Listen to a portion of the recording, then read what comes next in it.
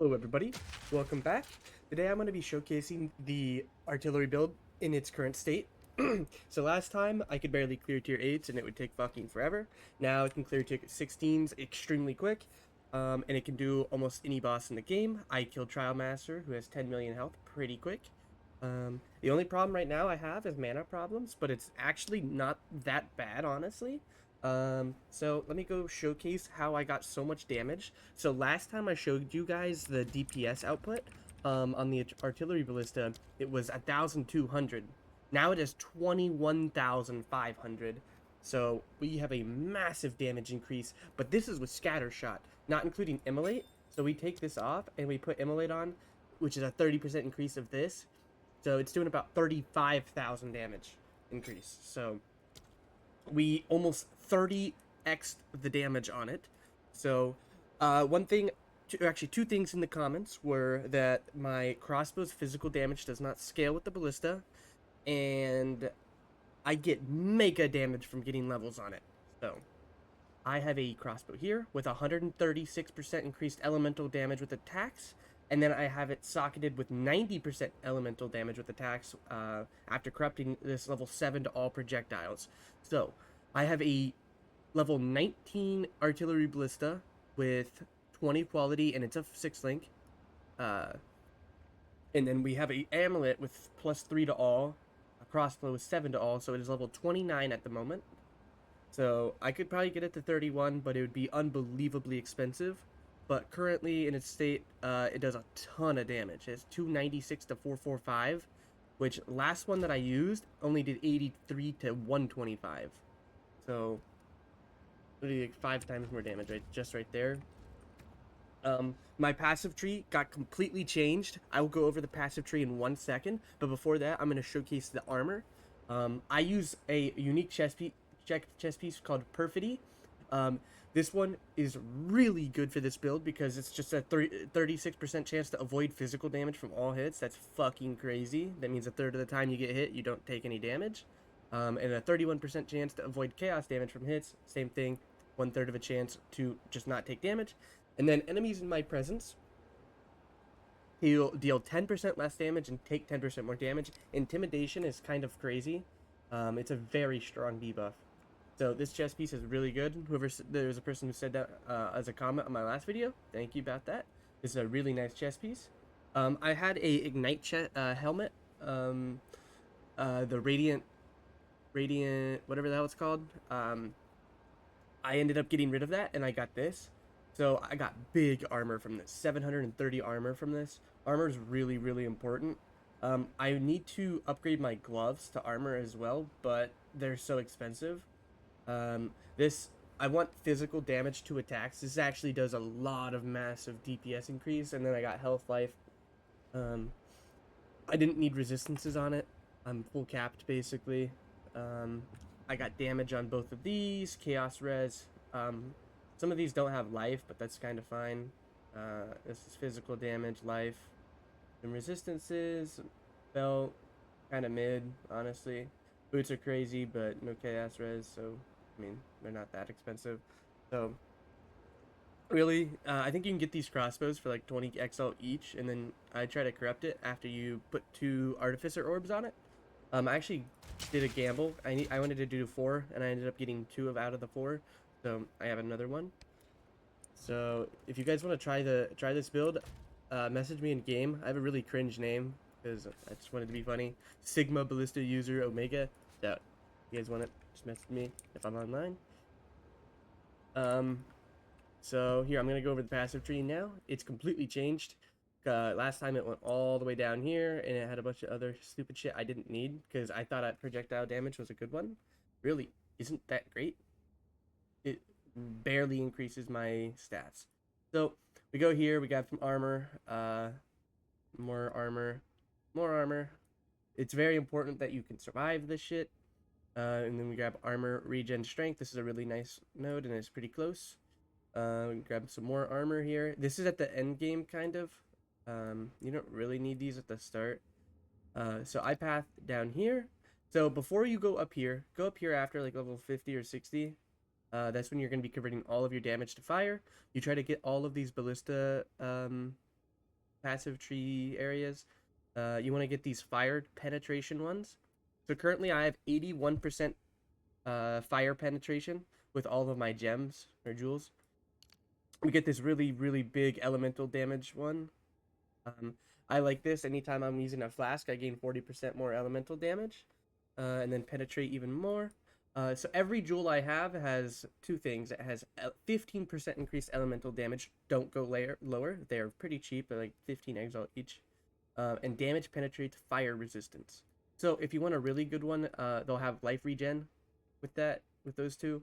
I try to get them all. And if you really want to, you can get some with totem placement speed. I think this one, yeah, 13% increased totem placement speed. It's just quality of life. If you can't find the life regen, but we get a lot of jewels here, so life regen's pretty nice. But Avatar of Fire is really, really important at the end game because it converts all of your damage to fire, and that you have like 100% fire penetration, so you just shred everything. I just did a tier 14 map, and it had 90 or 80% increased life on the monsters, and I was shredding rares with like 6 mods. So I do a big amount of damage. And when I killed Trial Master, who has 10,000 or 10 million health, it was pretty damn quick. I ended up dying at the end because my fucking game froze for like 2 seconds and fucking died. I was really angry. So I'm gonna be doing it again soon. In the next update video, I'll be running it.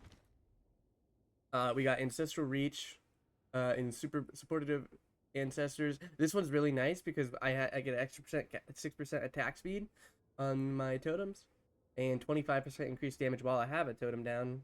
So watch this. I'm gonna showcase the max DPS on here.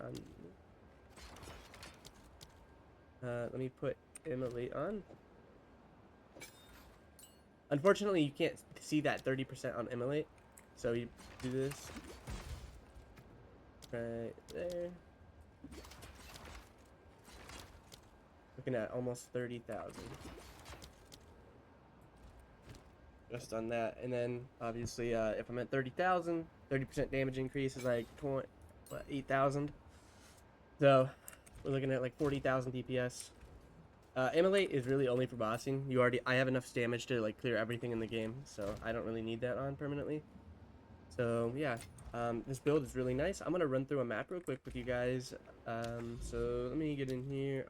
I'm trying to get the audience with a king. So I'm gonna be running that. Rarity of items found. Okay. Oh, and okay, so this is a tier 16 map, I think, because it showed level 80.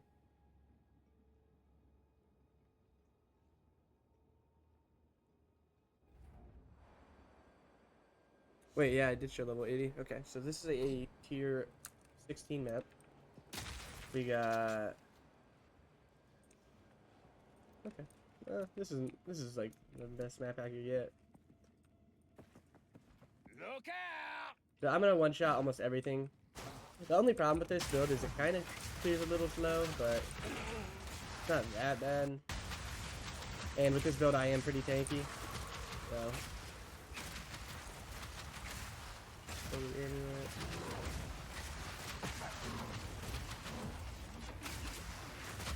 So as you can see, the mana is kind of annoying, but I mean, if you have a really good life flask, it doesn't matter. Or mana flask. This one has increased charges and amount recovery. Really, that's all you need.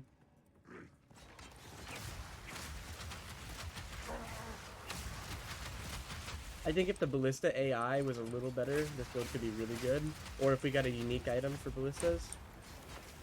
Either of those would make this build really nice.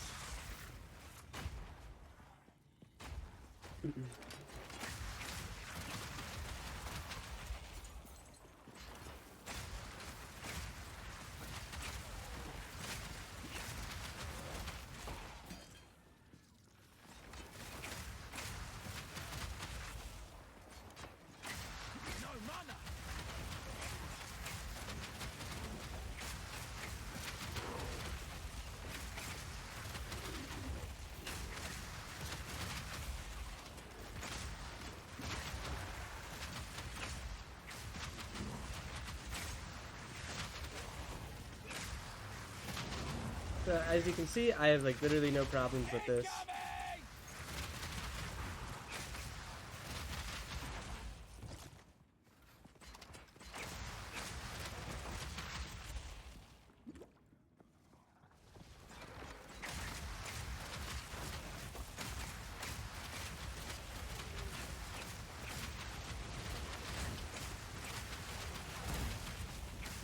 Okay. There you go, there's like a 5 mod.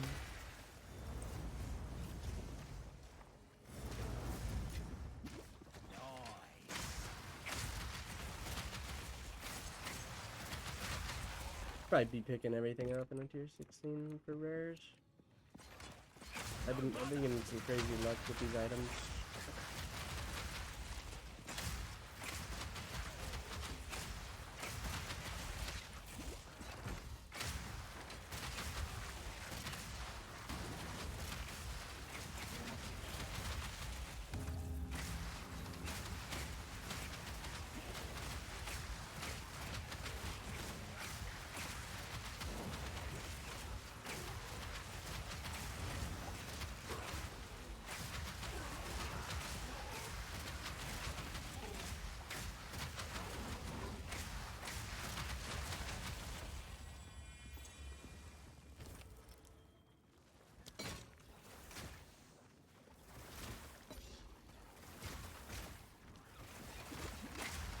Never lucky.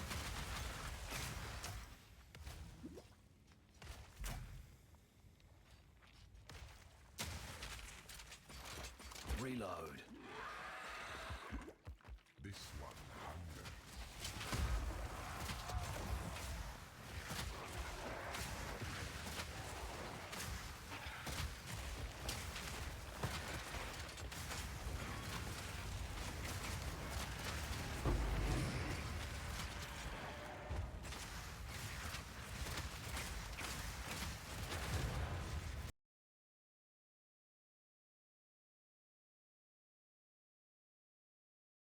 All right, before I go, guys, I'm gonna show you guys a boss skill real quick. You will have eternity to regret your intrusion here.